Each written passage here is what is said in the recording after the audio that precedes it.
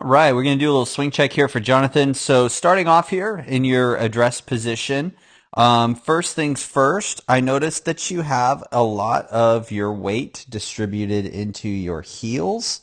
I can tell by the fact that your toes are rising out of your shoes. And I would say you want to have the majority of your weight on the insides of your arches and slightly towards the balls of your feet.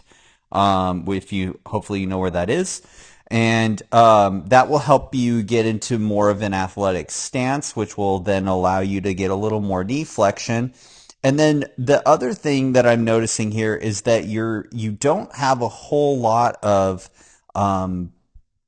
a whole lot of hip bend. So your hips are relatively level, and so that causes your rear end to kind of go more inward and down.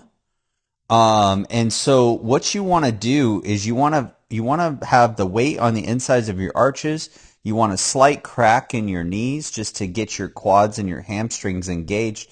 And then you want your glutes to be kind of pushed up and back.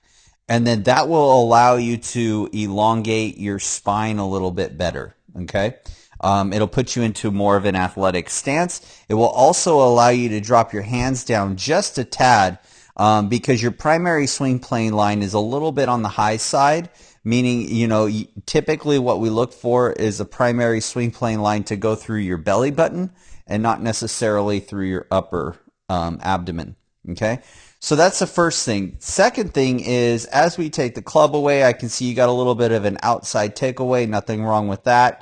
Getting you up to the top.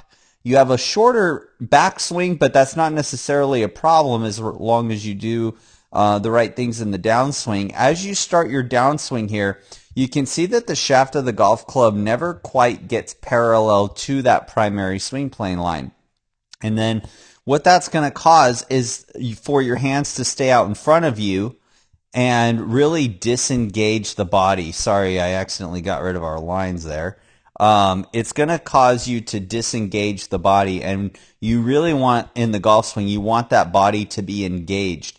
Now, you still do get some hip turn and you get a pretty decent amount of shoulder tilt, but because your hands were out in front of you, everything is going to pull really hard to the left there through the hitting zone. You can see that path direction there. That's an outside to in swing path, which there's not really anything wrong with the outside to in swing path if you're trying to play fades.